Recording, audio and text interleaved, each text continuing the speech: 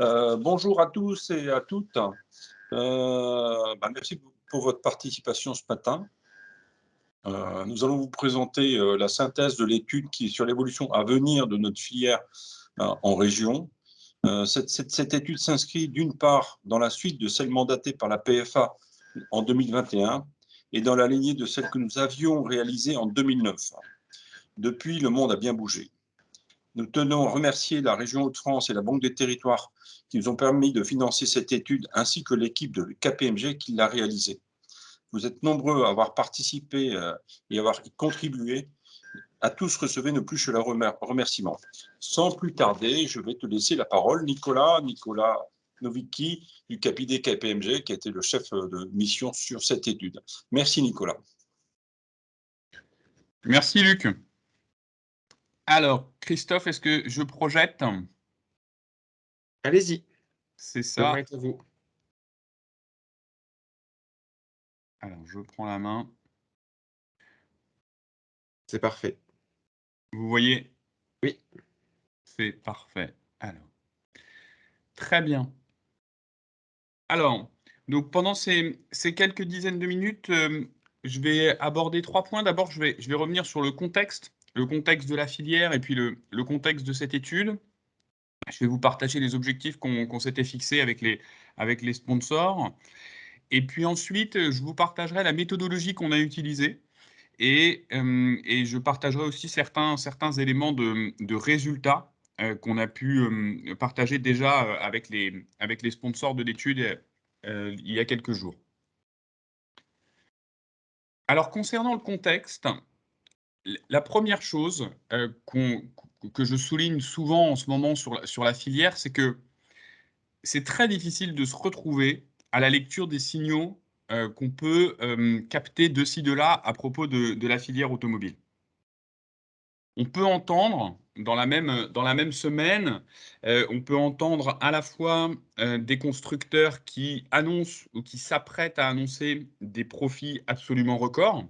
Donc, quand les constructeurs annoncent ce genre de choses, ça donne l'impression à l'opinion publique que la filière va très bien. On entend ça et dans la même semaine, on entend que les chiffres de vente sont très mauvais sur un certain nombre de régions. Vous avez sans doute vu cette semaine la publication, par exemple, des chiffres d'immatriculation pour le marché français, qui sont plutôt inquiétants. Donc on entend la même semaine ce deux types d'informations. Dans la même veine, on peut entendre d'un côté qu'en 2022, on aura sur le plan des semi-conducteurs une amélioration. Et en même temps, on a des experts qui nous disent, mais en fait, cette amélioration, elle est ponctuelle et les tensions vont réapparaître. Donc voilà une crise conjoncturelle qui se transforme en crise structurelle. On peut dire la même chose du Covid. Le Covid, ça a été une crise très violente, un arrêt brutal des ventes de la production, et puis un redémarrage très rapide, et puis à nouveau un arrêt. Donc un phénomène de stop and go. Mais aujourd'hui, on nous dit à la fois que le stop and go n'est pas complètement terminé et qu'en même temps, peut-être que le Covid aurait des effets très long terme sur la consommation automobile, sur l'appétence des gens à renouveler leurs véhicules, etc. Ensuite, quand on se projette et qu'on parle des tendances à venir, et typiquement, je vais prendre, parce que j'en reparlerai tout à l'heure, le mouvement de changement des groupes motopropulseurs vers l'électrique, là aussi, c'est très difficile de s'y retrouver. On entend à la fois des messages très alarmistes, y compris Luc Châtel, par exemple, il y a quelques semaines, en disant il faut être très très attentif parce que, je crois qu'il a appelé le scénario du pire, et serait catastrophique pour les emplois. Et d'un autre côté, on a des acteurs de la filière, on a même le président de la République lui-même qui dit en fait c'est une opportunité. C'est une opportunité pour inverser la tendance et pour relocaliser de la production en France. Et quand il annonce une ambition à 2 millions de véhicules électriques, toute la filière se dit bon sang, quelle bonne idée. Si on arrivait à produire 2 millions, ça marquerait une nouvelle, on va dire une reconquête de parts de marché dans cet univers de la production automobile. Donc tout ça pour dire qu'aujourd'hui, c'est très compliqué de porter euh, un regard objectif euh, et affirmé sur l'état de la filière. Alors, avant de rentrer dans le contexte de l'étude, je vais repartager quelques chiffres, quelques infos, mais pour remettre les choses en perspective. Alors, d'abord, sur le contexte mondial. Sur le contexte mondial, la première chose qu'on peut dire, c'est que la tendance baissière, elle s'est amorcée avant Covid, avant crise des semi-conducteurs. Donc sur ce petit graphique qui représente la production mondiale par région, on voit très bien que pendant une décennie, un taux de croissance moyen de la production, un taux de croissance annuel moyen de 7%, jusqu'en 2017. Et à partir de 2018, c'est-à-dire il y a plus de 3 ans et demi maintenant, une tendance baissière qui s'amorce. Cette tendance baissière, elle est, alors d'une part, elle est encore une fois antérieure au Covid, elle est antérieure à la crise des semi-conducteurs, et elle est assez violente. On n'a pas eu d'année de stagnation de la production. On a eu immédiatement une tendance baissière qui a suivi la décennie de hausse de la production. Évidemment, on voit bien entre 2019 et 2020 que la production s'écroule, et là, on a l'effet Covid.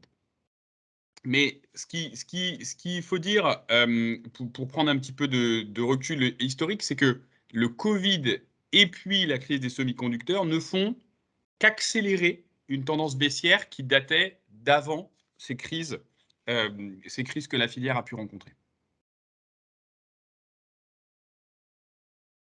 Alors, si on fait maintenant un zoom progressif, d'abord sur l'Europe et ensuite sur la France. Dans ce contexte mondial, la première chose qu'on peut partager, c'est le fait que l'Europe est plus touchée que les autres régions du monde. Le graphe qui est en haut à gauche représente en violet les courbes mondes et en bleu les courbes européennes avec une base 100 en 2009. Et pour s'affranchir de l'effet stock, on a représenté les deux, c'est-à-dire les ventes et la production. Parce que, évidemment, on peut, dans certains contextes, produire plus que ce qu'on ne vend, et donc on stocke. Ou alors, ça s'est vu au moment mi-2020, au moment du déconfinement, on peut vendre nettement plus que ce qu'on produit, et dans ce cas-là, on déstocke. Mais pour s'affranchir de ces deux effets, on a représenté les deux courbes. Les deux informations que nous donnent ces courbes sont les suivantes. D'abord, l'Europe a été plus touchée par la tendance baissière de ces dernières années sur la production que les autres régions du monde.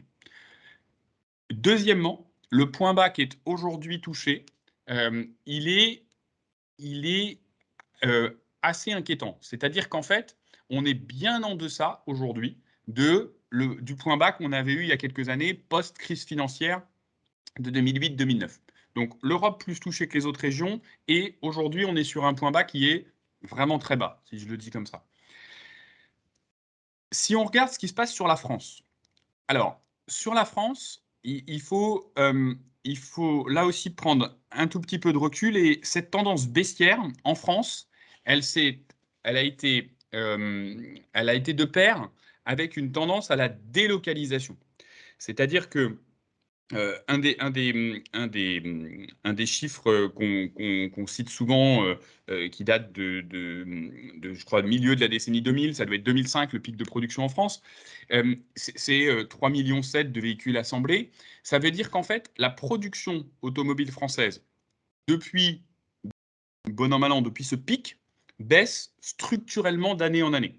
Et ça, c'est accéléré évidemment par la tendance baissière sur la production mondiale depuis 3 ans, mais c'est un phénomène qui est plus structurel, et qui est structurel parce que, d'une part, il est dû à des choix des constructeurs, des arbitrages entre les sites de production, qui ont été à peu près toujours défavorables aux sites français depuis cette période. Et puis, il est dû à des effets marché. Et les effets marché, c'est le fait que les véhicules à succès sur le marché européen et particulièrement français, eh bien, sont peut-être pour des raisons de positionnement prix, mais sont ceux qui sont plutôt produits ailleurs.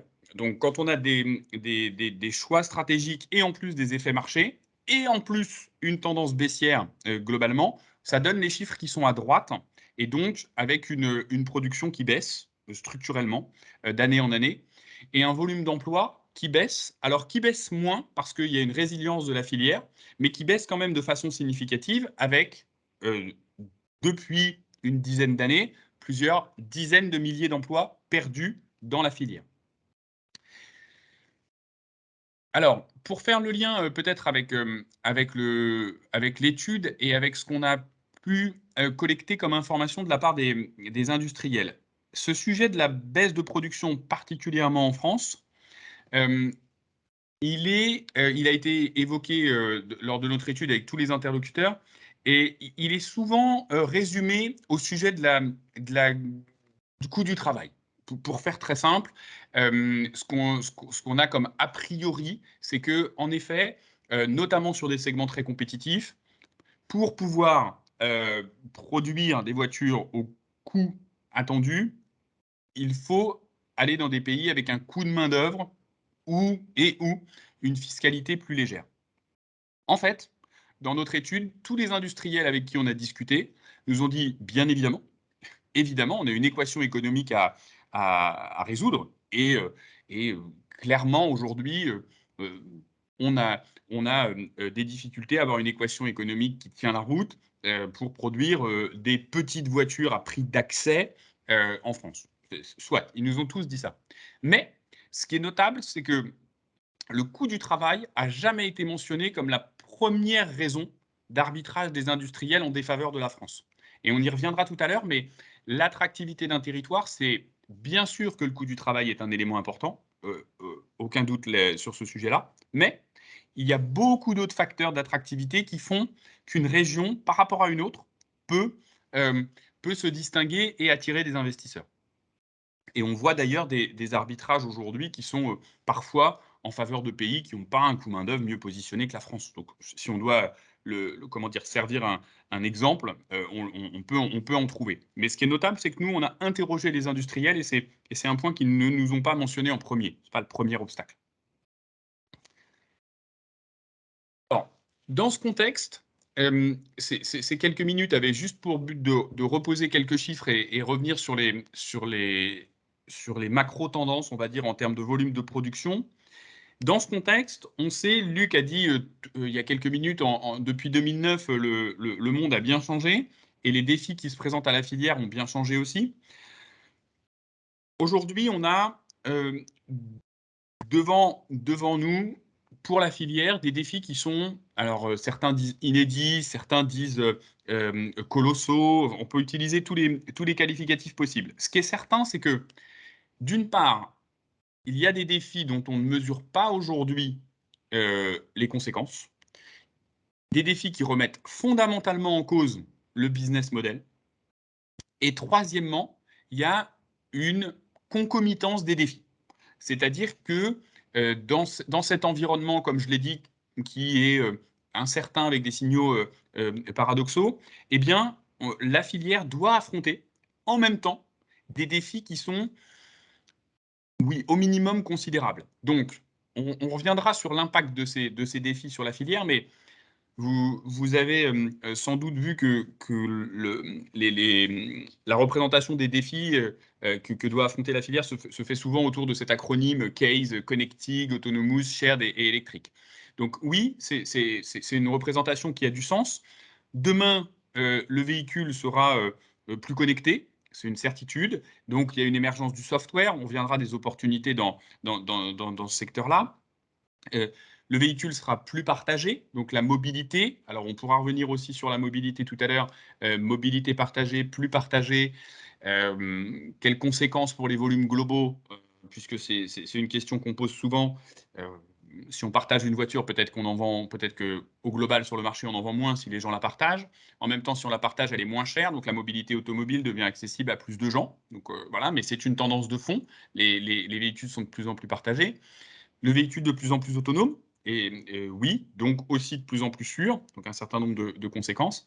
Et enfin, évidemment, un véhicule qui est de plus en plus électrique.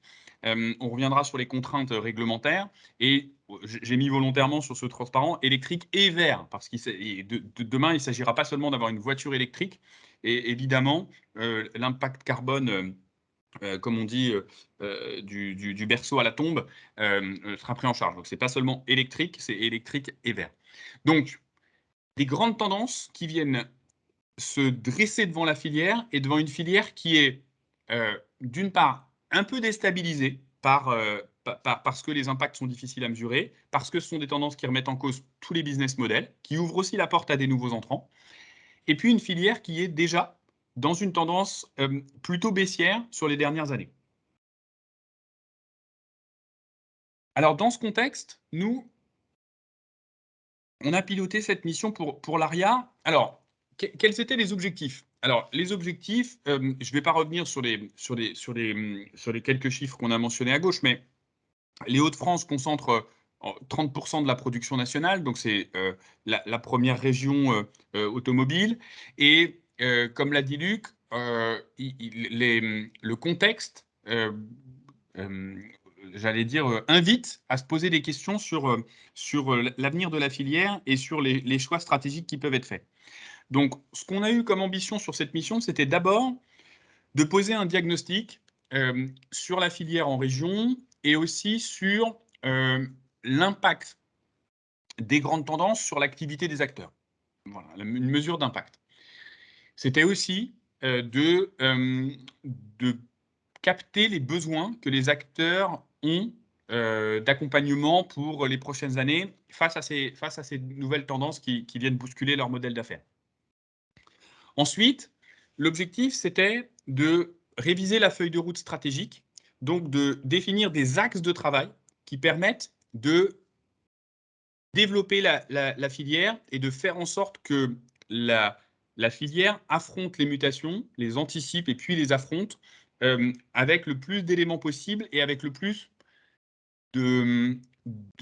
d'atouts par rapport aux autres régions du monde. Et puis, c'était concrètement de structurer un plan d'action.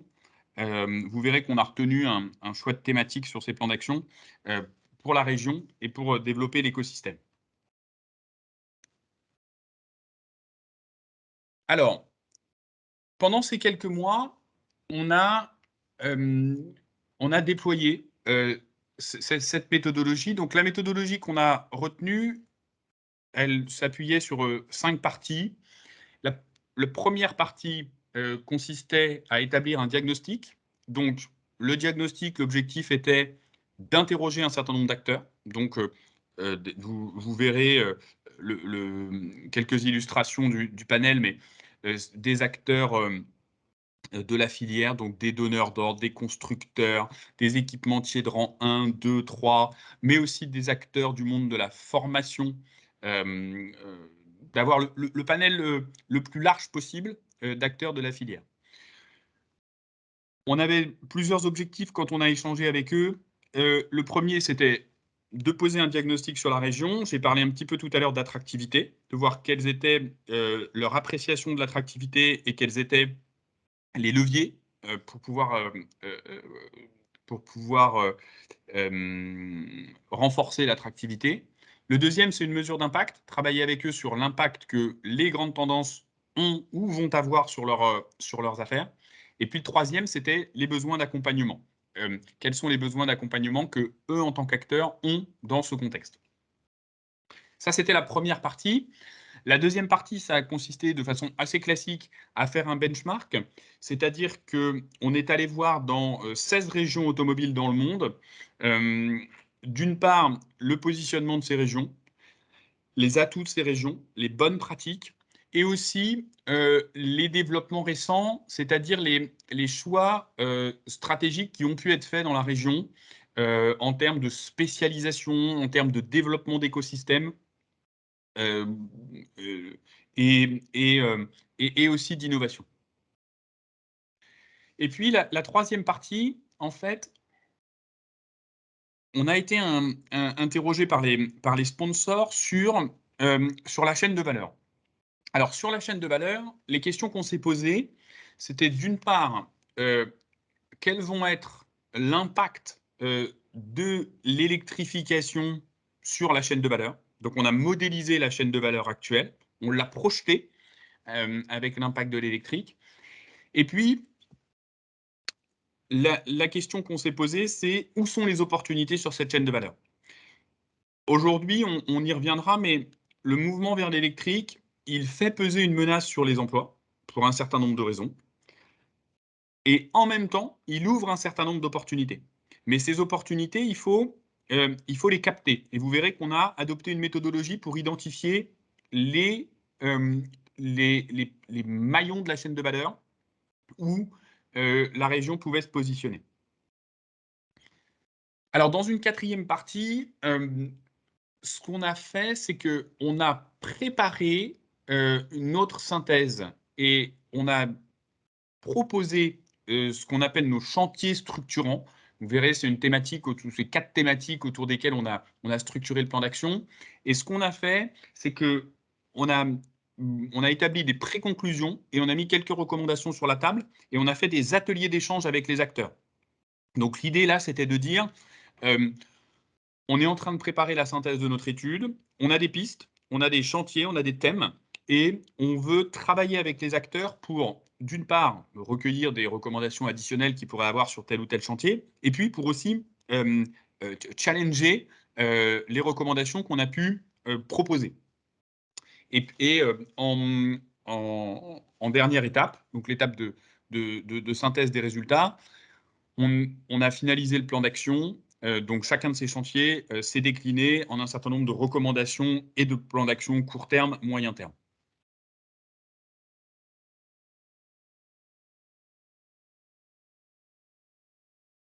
Alors, je vais faire une petite synthèse des résultats phase par phase, assez rapide. Donc, sur la phase de diagnostic, voilà, je vous avais dit on montrerait quelques-uns des logos qui représentent les entreprises ou les acteurs qu'on a interrogés.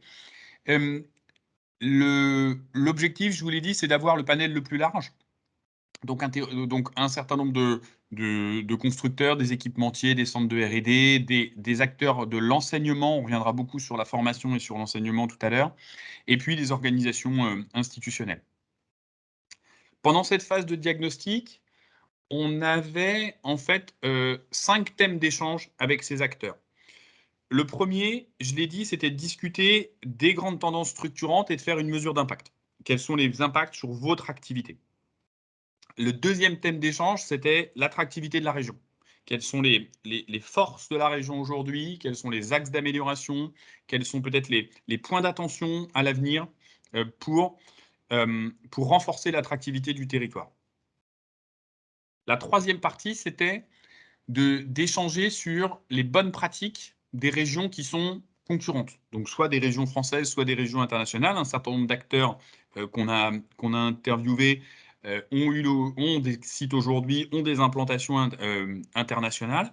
Donc l'idée, c'était d'échanger avec eux sur les bonnes pratiques qui pouvaient être inspirantes pour la région. Et ça, c'était donc un travail complémentaire à notre travail de benchmark.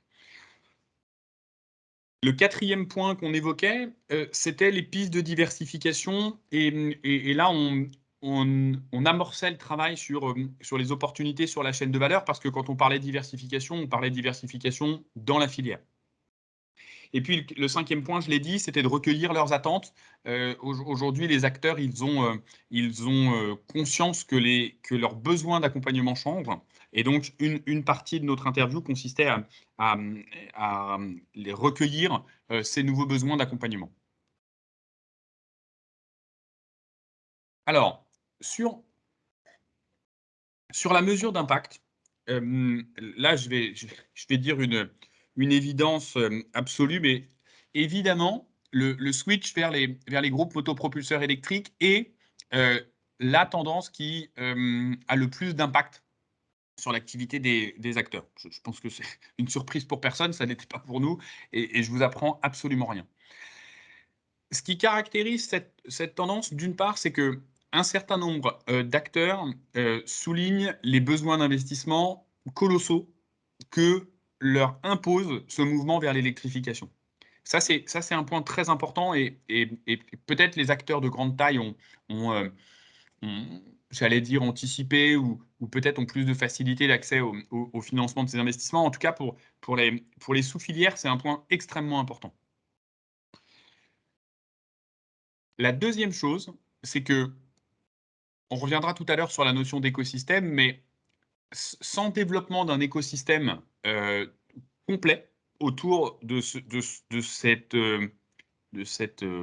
industrie du véhicule électrique, il y a une perte d'emploi importante qui est redoutée. Donc là, ça corrobore plus ou moins les chiffres que Luc Châtel mettait en avant avec la précaution de dire c'était le scénario du pire, mais néanmoins, il y a quand même une peur à périmètre équivalent sur les emplois. Donc c'est une menace quand même importante.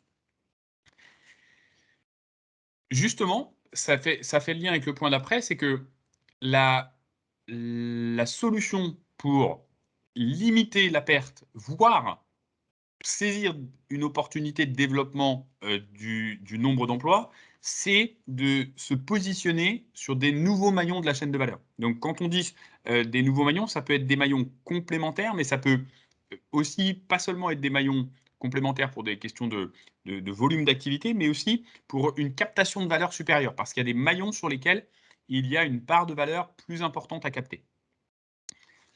Et puis, deux autres choses qui sont remontées sur ce mouvement vers l'électrique. D'abord, la bataille des compétences. On reviendra sur ce sujet-là parce que c'est un des thèmes c'est un de nos chantiers structurants. Là, il y a un enjeu considérable de se positionner dès maintenant pour avoir demain et encore plus après-demain les bonnes compétences pour contribuer au développement de l'écosystème. Et enfin, il y a un point qui a été noté par un certain nombre d'acteurs et qu'on partage, c'est quand même un point d'interrogation sur l'effectivité de l'interdiction totale du thermique en 2035. Non pas tant d'ailleurs pour des raisons j'allais dire, de posture, mais simplement parce que le doute des acteurs, et encore une fois, on le partage, c'est que c'est autour de la couverture des usages. Est-ce que les offres de véhicules électriques d'ici 2035, 2035 c'est à la fois loin et pas très loin quand on est dans des cycles longs, est-ce que l'offre de véhicules permettra de couvrir tous les usages? Voilà, on a un certain nombre d'optimistes qui disent que oui, et on a quand même un certain nombre d'usages aujourd'hui qui ne sont pas compatibles avec un véhicule électrique pour des questions d'infrastructure, mais aussi pour des questions structurelles. Donc ça, c'est un point que les acteurs nous ont noté sur la couverture des différents usages. Donc, tendance la plus structurante, l'électrification. Encore une fois, je ne crois pas qu'un seul d'entre vous ait pu être surpris par cet élément. Deuxième point, deuxième tendance qui ressort avec le plus d'impact, c'est tout ce qui est autour de la connectivité, la softwareisation, pour employer un mot pas très joli, et qui a deux choses en fait. D'une part, qui a deux impacts en fait. Le premier, c'est de créer des opportunités autour de la connectivité. Demain, les constructeurs espèrent tirer une part de leurs revenus beaucoup plus importante de ces notions de connectivité avec des services on-demand, avec des partenariats. Est-ce que la voiture va me servir demain à payer des péages, à régler mon carburant, mais est-ce que demain je pourrais avoir des options qui seront nativement disponibles dans la voiture et même si je ne les ai pas souscrites à la commande, je pourrais les activer et donc on me facturera, etc. Est-ce que je pourrais avoir un remote control de ma voiture, etc. Enfin, donc tous ces éléments permettent d'imaginer de nouvelles sources de revenus. Et puis la deuxième chose que ça permet, c'est les nouvelles mobilités. C'est à partir du moment où la voiture elle est connectée, que je peux la déverrouiller, la démarrer à partir d'un téléphone portable, que je peux demain faire un état un état des dommages à distance. Tout ce que je peux faire à distance grâce à la connectivité, ça ouvre un champ des possibles sur les nouvelles mobilités. Donc ça c'est un point important parce que on sent qu'il y a des opportunités. En même temps, on sent deux choses. On sent que, d'une part, le business model, il n'est pas mature. Aujourd'hui, tous ces métiers, notamment autour de la nouvelle mobilité, ont des difficultés à trouver l'équation économique. Ça, c'est la première chose. Et la deuxième chose qui est plus conjoncturelle, c'est que le Covid a mis un coup de frein à l'appétence des gens pour le partage du véhicule. Évidemment, dans une situation sanitaire un peu tendue, on comprend que l'appétence des gens pour le partage d'une voiture avec des gens qu'on ne connaît pas et une désinfection qu'on ne maîtrise pas entre deux utilisateurs, se soit comment dire, confirmé dans cette période Covid. Et puis, la troisième tendance, qui est une tendance là aussi structurante pour toute la filière, c'est l'autonomisation des véhicules. Alors là, pourquoi c'est apparu plutôt en retrait? C'est parce que, d'une part, euh, on, on a perçu de la part des acteurs un ralentissement ou une pause dans les investissements. Ça s'explique assez bien parce que à une période où il faut investir à marche forcée vers l'électrification, où en même temps un certain nombre d'acteurs investissent beaucoup dans la digitalisation, l'autonomisation j'allais dire, est passée au second plan. C'est peut-être un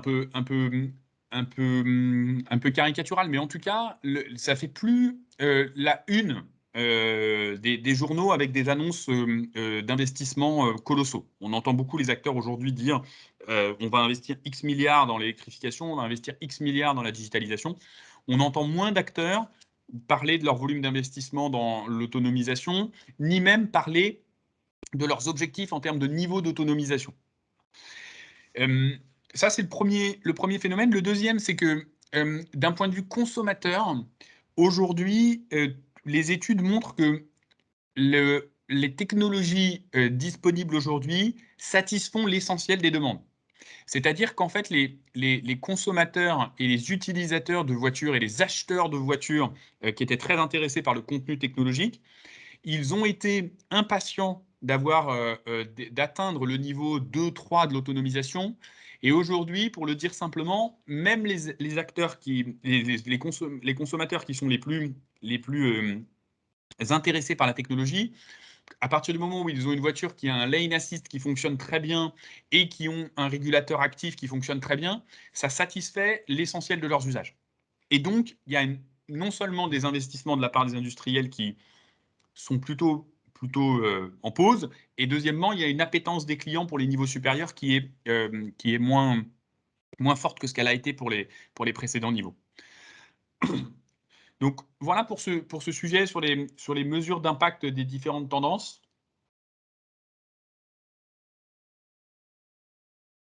Alors maintenant, je vais vous restituer simplement quelques éléments, quelques exemples de ce qu'on a pu capter comme bonne pratique pendant la phase de benchmark. Pendant cette deuxième phase, je vous l'ai dit, on a analysé 16 régions dans le monde. Donc, on a interrogé un certain nombre d'acteurs, donc des acteurs de la filière qui sont présents dans cette région, des institutionnels qui animent la filière sur ces régions.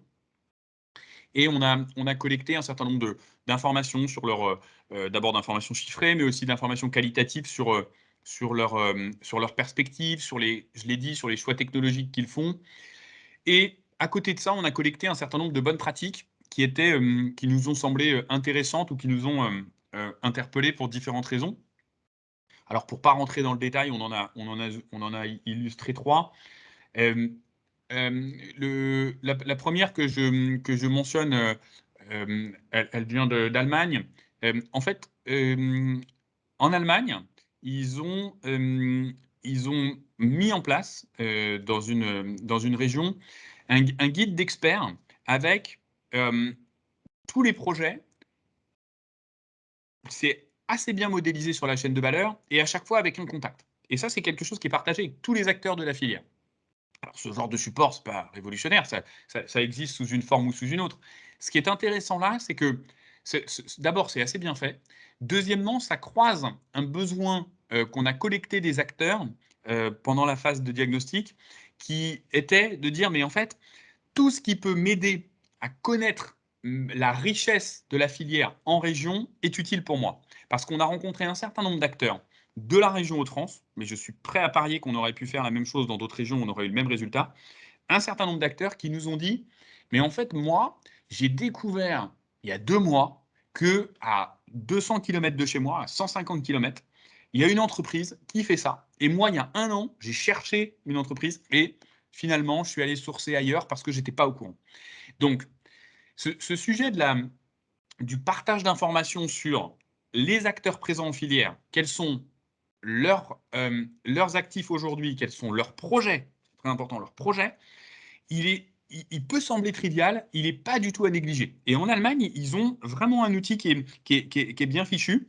Et ça nous a vraiment fait penser à ces discussions qu'on avait eues avec des acteurs qui nous disaient, mais pour développer un écosystème, on reviendra sur les notions d'approvisionnement tout à l'heure, mais pour développer un écosystème, la première chose à faire, c'est de connaître la richesse de ma région. Petite entreprise, moyenne entreprise, grande entreprise. Plus facile quand c'est les grandes, on imagine mieux que tout le monde connaît les têtes de pont. Mais sur le tissu des sous-filières, c'est beaucoup moins évident. Et en Allemagne, ils ont vraiment mis en place avec un expert, avec une mise à jour. Et donc, c'est assez facile si je suis un nouvel acteur, que j'arrive, que je suis patron de site ou que je reprends une entreprise dans une région, d'avoir accès à toutes les entreprises de toute taille et aussi de leurs projets. Pas seulement de leur activité aujourd'hui, mais de leurs projets. Alors, une autre initiative qu'on a collectée, c'est une initiative là plutôt tournée sur l'attractivité. Et c'est pour ça qu'on l'a mis dans le pilier communication Mais là aussi, c'est pas quelque chose qui est tout à fait nouveau. Ça se fait. Mais la façon dont ça se fait était intéressante, c'est que le Maroc, quand ils ont développé, ils sont encore en train de développer leur filière automobile, ils ont une démarche extrêmement proactive sur le démarchage de potentiels investisseurs. Et ce qui est intéressant, c'est que les acteurs de la filière sont euh, très impliqués et j'allais dire plus impliqués que les gens de la région ou les animateurs. Mais c'est vrai, c'est-à-dire que le pilotage, il est vraiment par les industriels de la région qui organisent des tournées de démarchage de potentiels fournisseurs. Et pour le dire simplement, ce sont des gens qui visitent des pays en disant à un certain panel d'investisseurs, venez chez nous, parce que si vous venez vous installer à tant de kilomètres de chez moi, moi je vous assure tel volume, et puis regardez, un tel va vous assurer tel volume, etc. etc. Donc ça c'est un point important, encore une fois, non pas dans l'idée, parce que toutes les régions ont des approches à peu près similaires, mais dans l'organisation et dans l'agressivité commerciale, au bon sens du terme, c'était une idée qui était intéressante. Et quand on est une région naissante de la filière, ça prend peut-être plus de sens, mais c'était une idée intéressante. Et puis Nicolas, peut-être un excusez-moi. troisième point, c'est autour du recrutement des talents. On reviendra sur ce sujet juste après, mais c'est un point très important. Et là, on a vu des choses assez intéressantes. Alors d'abord, il y a des pays qui démarchent carrément les expatriés.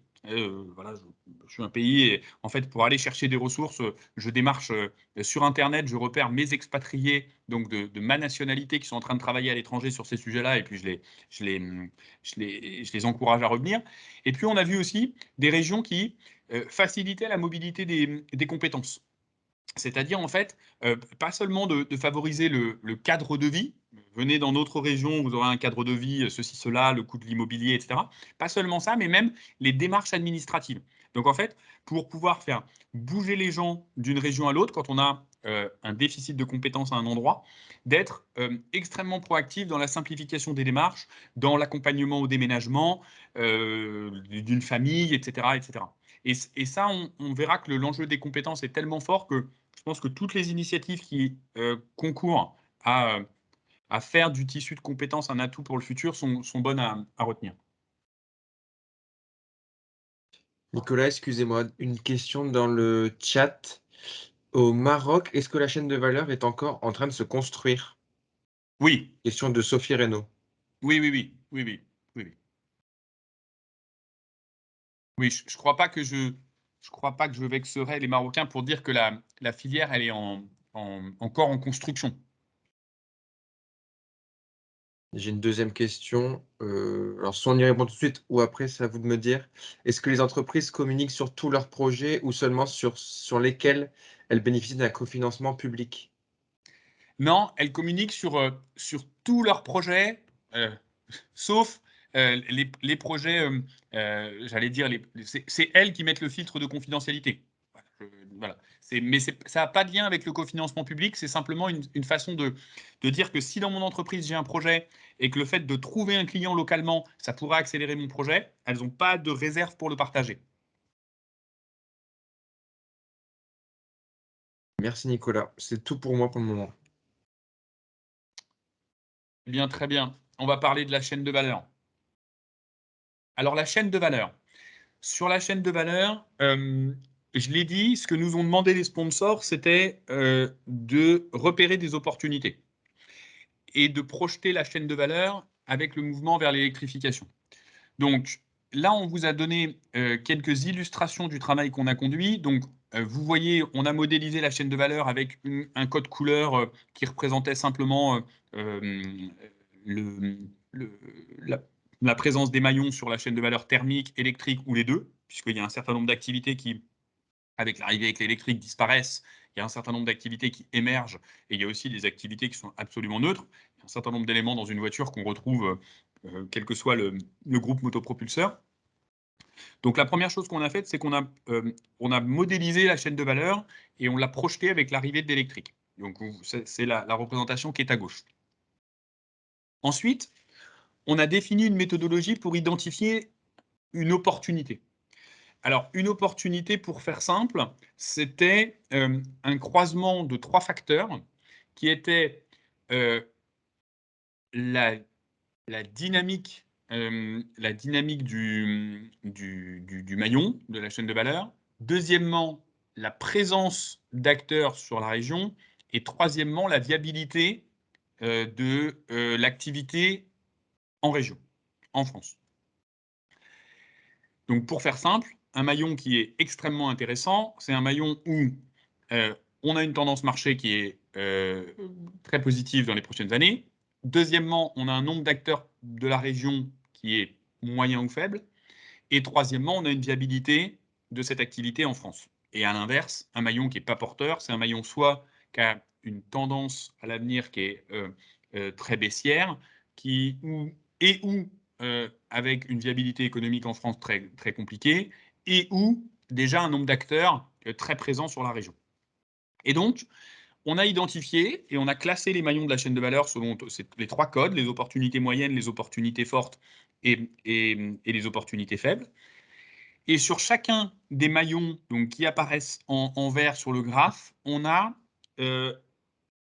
listé les acteurs potentiels sur ces maillons. C'est-à-dire que sur ces maillons de la chaîne de valeur sur lesquels il y a des opportunités, on a fait le travail d'identification des acteurs qui pourraient, qui sont présents sur ce segment. Donc ça a 2 vertus. Ça peut d'abord inspirer la région pour attirer des investisseurs en disant mais en fait on a une opportunité sur ce maillon de la chaîne de valeur et on a maintenant nommément quelques acteurs qui sont sur ce marché pour les attirer. Ou deuxièmement, pour développer le propre écosystème de la région. C'est-à-dire dire, ben, en fait, sur ce maillon, on a des opportunités. Les acteurs connus, ce sont ceux-là. Eh bien, peut-être qu'on peut faire en région avec d'autres acteurs. Peut-être qu'on peut, comme je l'ai dit précédemment, attirer ces acteurs. Donc ça, c'est le travail qu'on a fait sur la chaîne de valeur. Le message sur le sujet de la chaîne de valeur, il est double en conclusion. Le premier, c'est que d'une part, oui, il y a des opportunités. Donc on parlait tout à l'heure de l'impact de l'électrique. Oui, c'est une menace, mais en même temps, ça fait émerger un certain nombre d'opportunités. Ça fait émerger un certain nombre d'opportunités pour le développement de l'activité de la filière. Deuxièmement, et ça c'était la deuxième conclusion, c'est que les opportunités, elles ne sont pas toutes liées à l'émergence de l'électrique.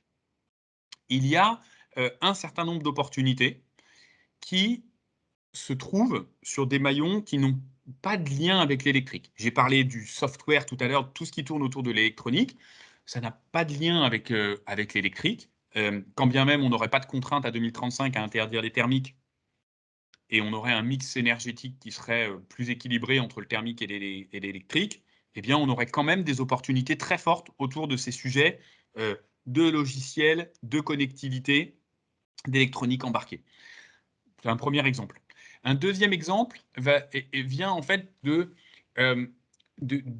l'impact carbone. Tous les acteurs de l'économie, pas seulement les gens de la filière auto, préparent, anticipent on peut le dire comme on veut, mais un phénomène de compensation carbone. Et donc, ça signifie d'une part que la localisation de l'approvisionnement est discutée. Voilà, pour le dire clairement, est-ce que ça fera encore sens demain de faire venir une pièce de l'autre bout du monde si en plus elle est difficile à transporter et que le coût de transport est important, que ça a un impact CO2 très, très fort? Ça, c'est la première chose. Donc, cette compensation carbone, elle amène cette première question sur l'approvisionnement.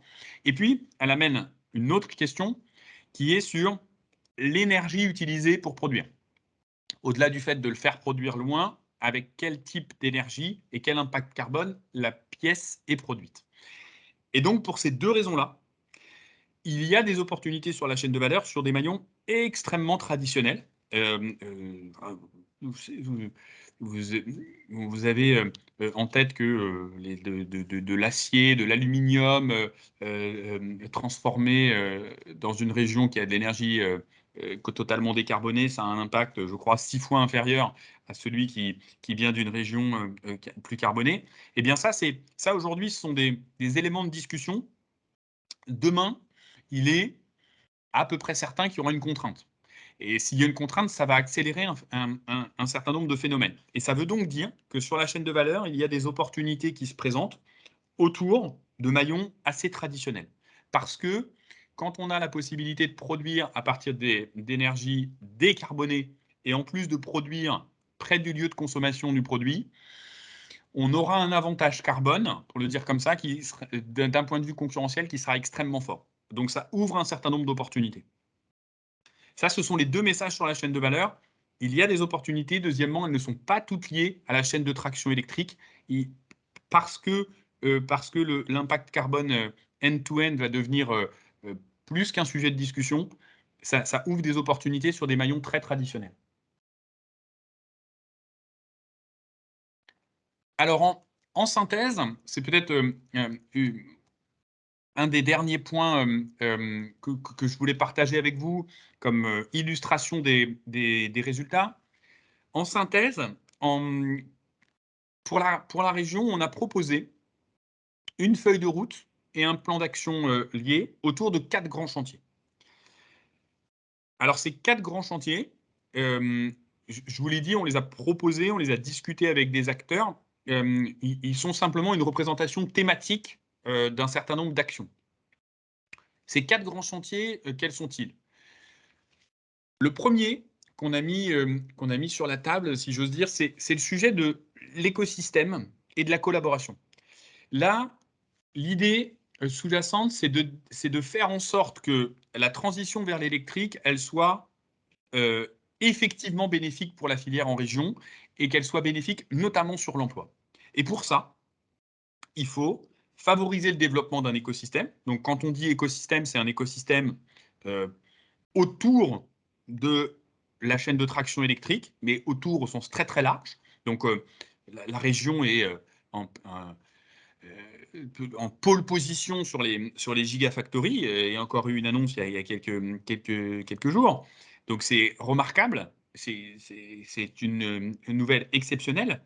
Mais pour maximiser l'impact de ces projets sur la filière et sur l'emploi, il faut travailler au développement d'un écosystème amont-aval. Ça, c'est absolument fondamental.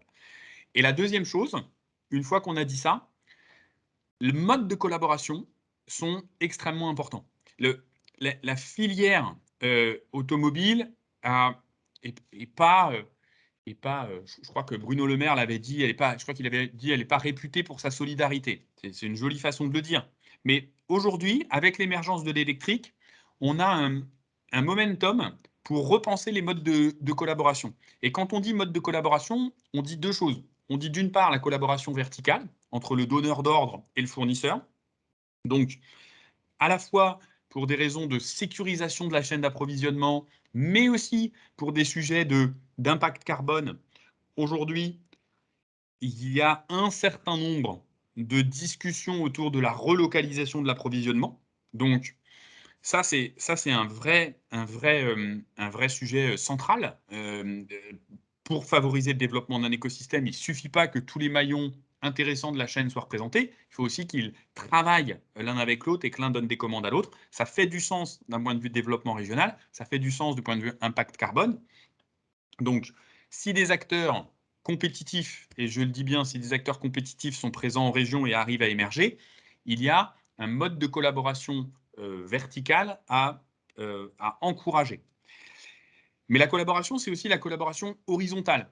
Il y a un certain nombre d'enjeux qui nécessitent que les acteurs travaillent ensemble.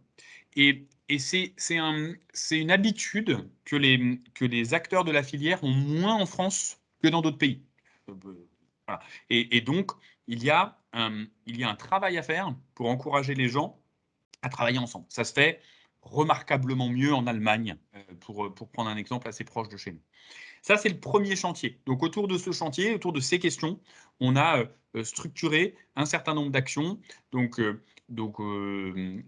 là, en dessous, c'était les actions phares. Et puis ensuite, ce plan d'action, il se décline avec des échéances de temps.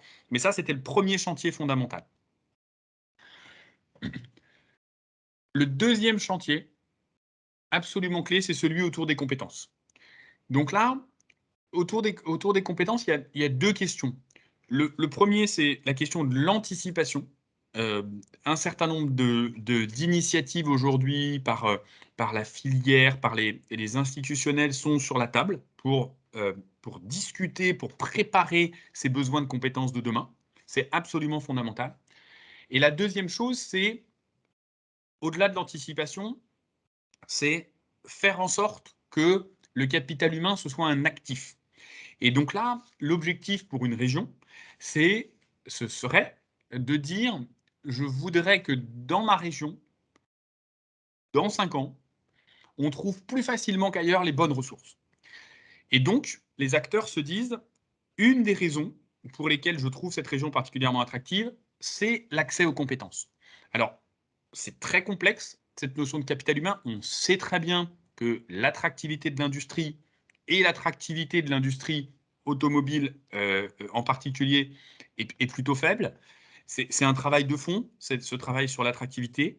On sait tous, parce qu'on travaille dans la filière, que c'est injuste d'un point de vue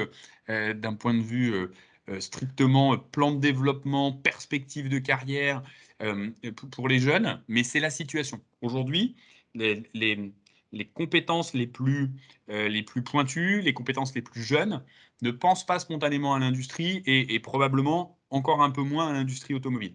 Donc il y a un travail à faire pour, je l'ai dit, d'une part anticiper les compétences dont la filière aura besoin demain, et deuxièmement, pour faire en sorte que l'attractivité de la filière et l'attractivité de la filière en région soient suffisamment fortes pour donner envie à des jeunes de se projeter. Et les métiers vont évoluer vers de la technicité. Ils ont déjà beaucoup évolué.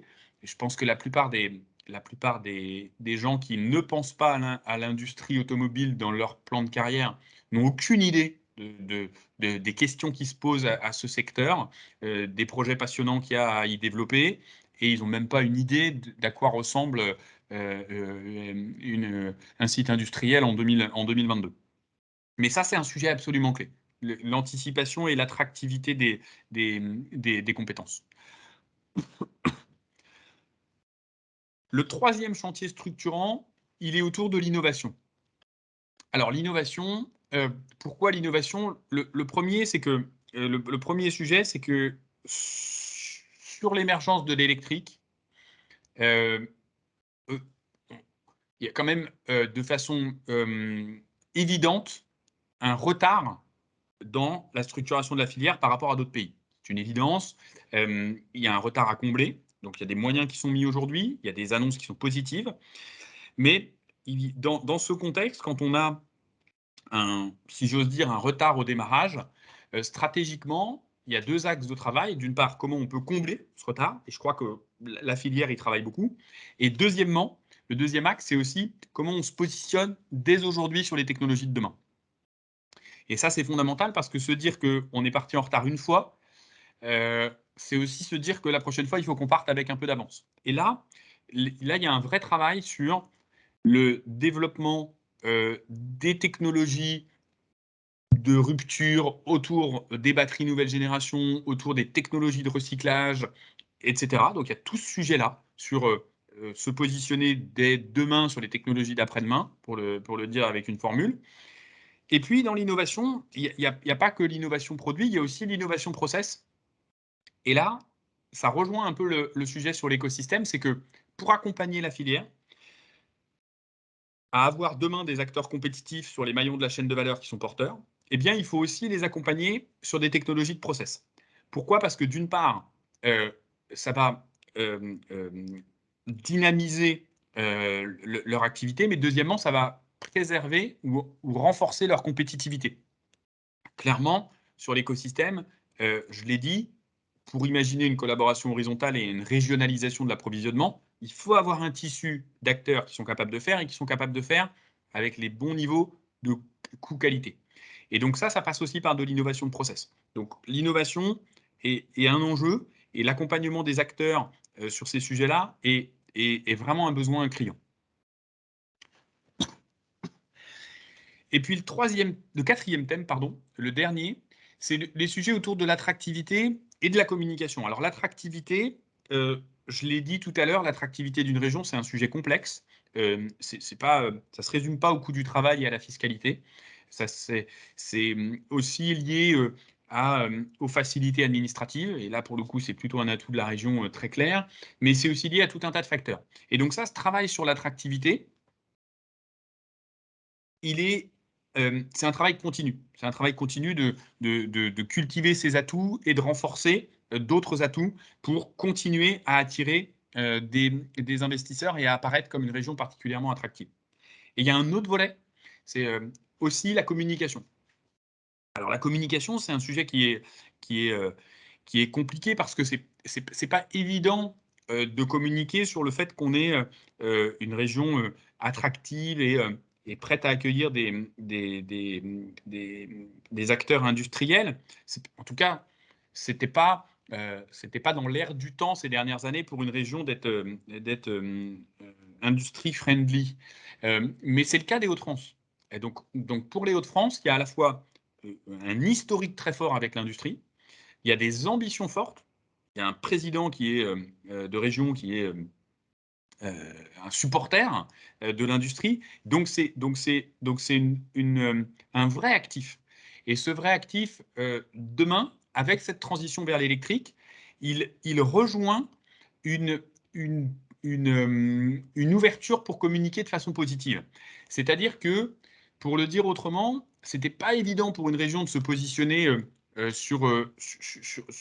façon affirmée sur l'industrie automobile à l'époque où je ne sais pas, la force en région, c'était de produire des moteurs diesel à tel endroit. Ce n'était pas évident de le dire.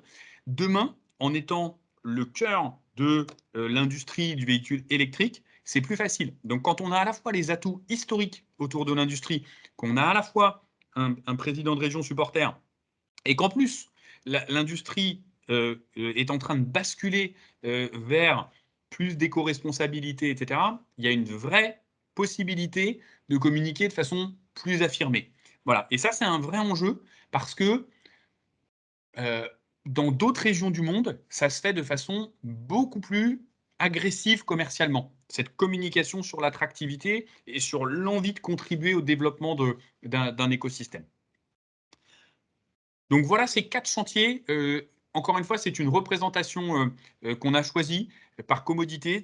On a choisi cette représentation sous 4 thèmes, et c'est des 4 thèmes un peu ombrelles sous lesquels on a décliné un certain nombre d'actions et on a figé un plan d'action avec des échéances court et moyen terme. Voilà pour les quelques éléments de synthèse que je voulais partager avec vous. Il nous reste une dizaine de minutes pour répondre à quelques questions. Merci Nicolas. Alors, est-ce que certains des participants ont des questions? Vous pouvez lever la main. Ah, On en a dans le chat. vous les prenez en direct, Nicolas? Oui, oui, je vais les prendre. Je vais les prendre. Hop. Alors, il y en a beaucoup, en fait. Si on remonte, hop, Alors,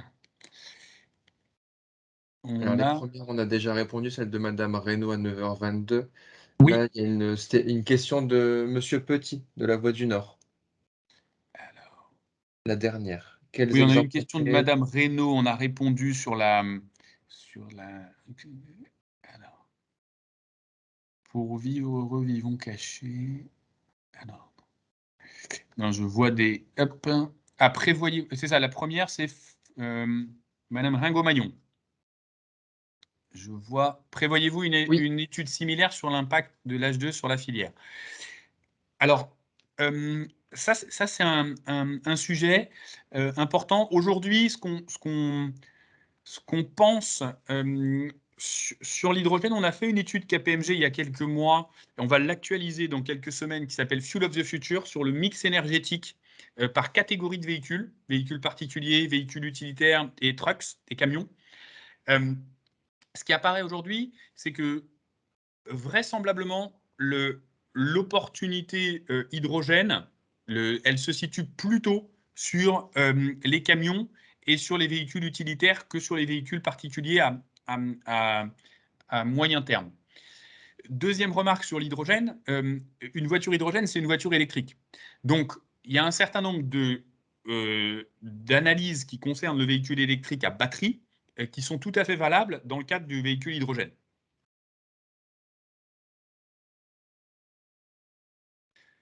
Alors, je lis la question de Monsieur Vérin. Ne manque-t-il pas des capacités de R&D dans les entreprises? On est encore trop sur le manufacturing et pas assez sur la conception. Alors, ça c'est tout à fait vrai. En fait, alors, c'est tout à fait vrai.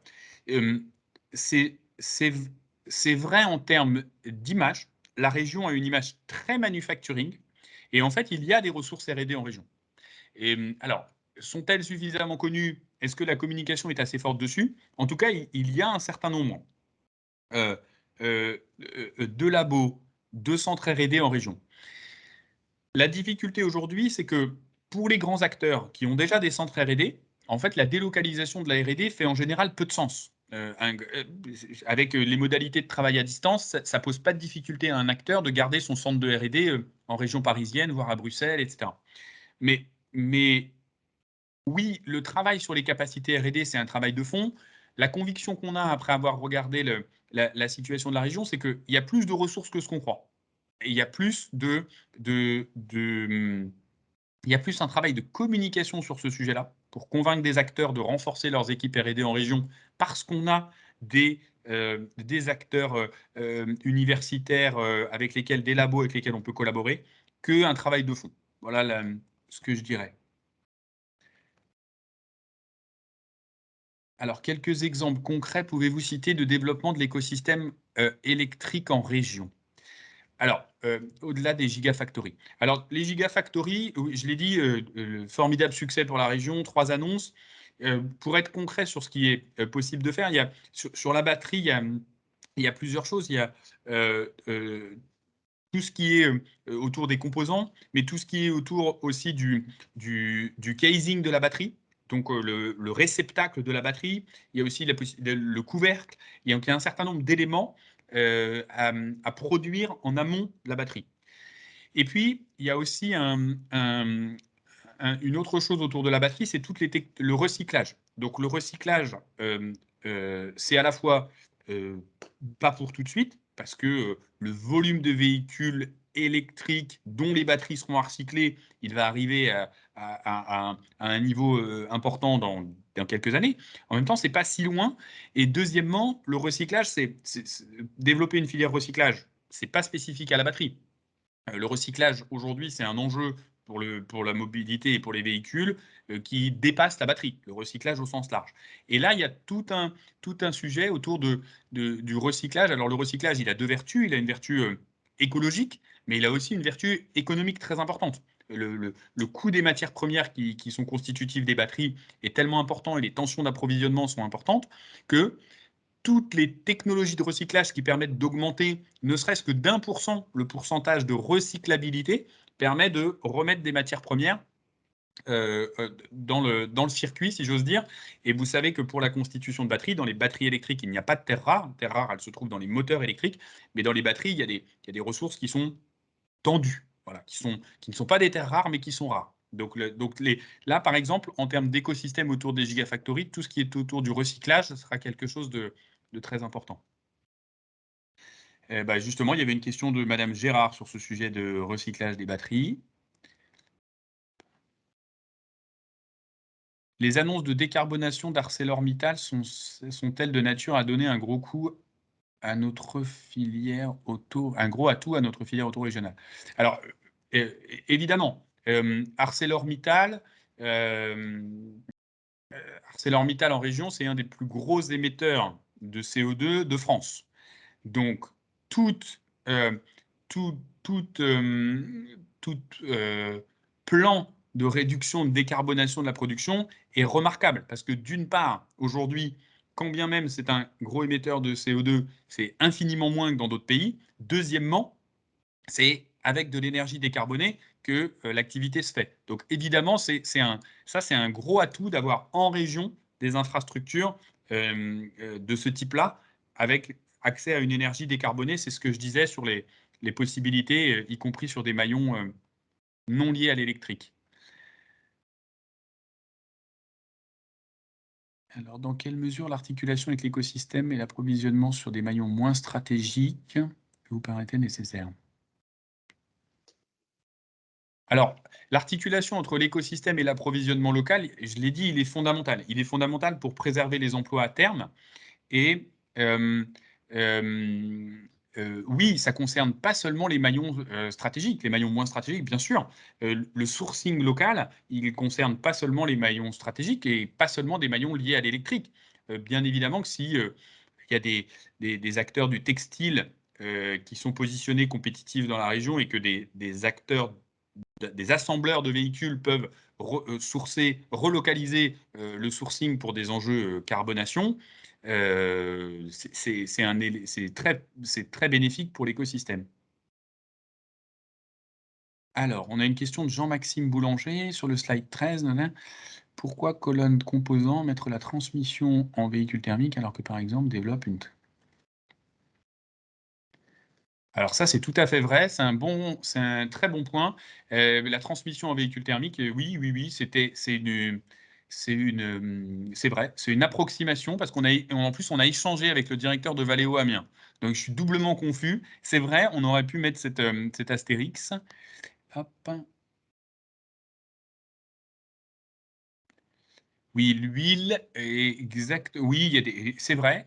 Et alors, il y a il y a des huiles qui sont utilisées pour le système de refroidissement de batterie, ça c'est vrai. Il y a aussi d'autres technologies sur les refroidissements. Mais oui, c'est exact.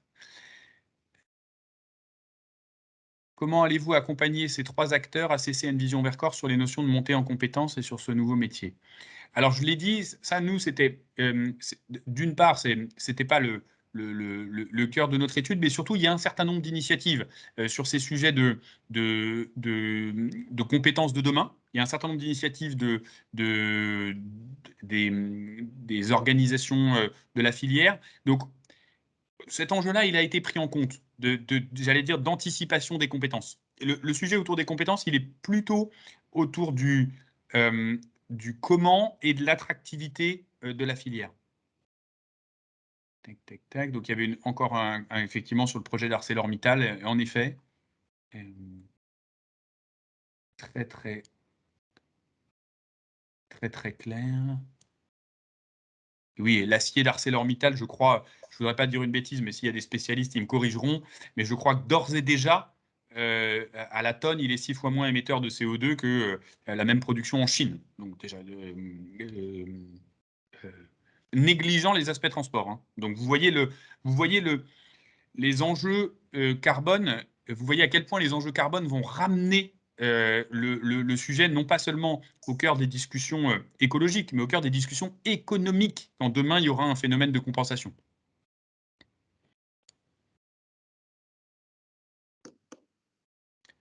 J'espère que je n'ai pas zappé de questions, parce que quand on parcourt le fil comme ça, on a toujours un grand doute, c'est qu'il y ait quelqu'un qui ait posé une question et qui dise « mais moi, il fait exprès de ne pas répondre à la mienne ». Alors si j'en ai zappé une, n'hésitez pas.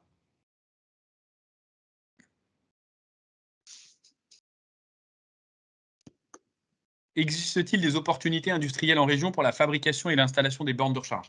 Alors ça, c'est une excellente question, parce que le sujet des bornes de recharge, il est fondamental. Ça fait des années qu'on dit ça, sauf qu'aujourd'hui, avec le développement des ventes de véhicules électriques, avec cette interdiction 2035 réglementaire, et avec cette question sur l'adoption par les utilisateurs, cette question des bornes de recharge, elle devient absolument fondamentale. Parce qu'en fait, le pire scénario, ce serait que les bornes de recharge ne suivent pas et qu'en fait, il y ait une désaffection.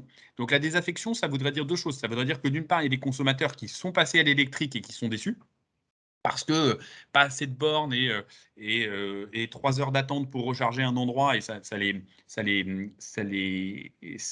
fait remettre en cause leur choix. Et deuxièmement, ça ne convaincrait pas les derniers utilisateurs qui étaient sceptiques. Donc, ce sujet des bornes de recharge, il est essentiel. Et pas les autres. Et nous, Et il peut y avoir des opportunités importantes, oui, pour se positionner. Alors, pour se positionner, il y a deux choses. D'une part, pour être un acteur de la production et pour pouvoir, sur les bornes de recharge, avoir des volumes d'activité qui sont liés à la croissance des bornes de recharge. Et deuxièmement, il y a aussi un sujet sur le fait d'être parmi les régions les mieux positionnées en termes d'infrastructure. Parce que ça aura un effet très positif, très vertueux sur le reste de la filière.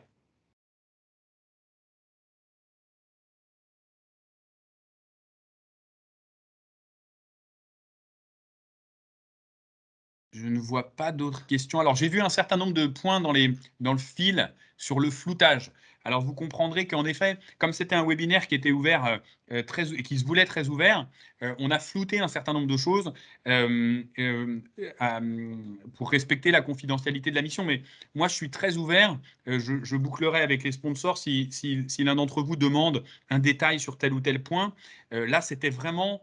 J'allais dire, c'était presque un teasing, mais on vous a montré très peu de choses. N'hésitez pas, si vous avez un besoin de complément d'information sur un ou autre des points de la mission, si vous me le demandez, je validerai avec l'ARIA qu'on peut vous le partager, et on le partagera volontiers.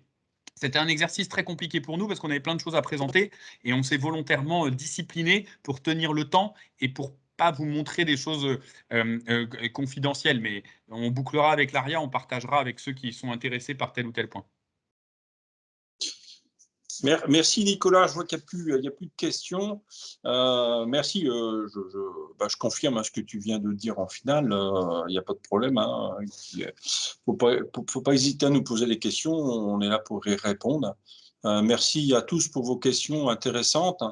Comme vous voyez, ça c'est la base d'une feuille de route qu'on est en train de finaliser. Il y avait une question aussi d'Olivier Ducoing sur est-ce qu'on travaille. Oui, on travaille en totale synergie avec la région et d'autres, et la PFA aussi. Tout ça, c'est en synergie, ce qui fait qu'on est en train de bâtir une feuille de route commune. Plus que jamais, notre président n'est pas là, ne pouvait pas être là, mais je peux parler à sa place. Plus que jamais, il faut collaborer, parce que c'est la collaboration face à tous ces enjeux, c'est la collaboration qui nous permettra de les réussir. Voilà, merci à tous, merci encore Nicolas, merci à toute l'équipe qui a organisé ce webinaire, et à très bientôt. Merci à tous, à votre disposition. Bonne journée.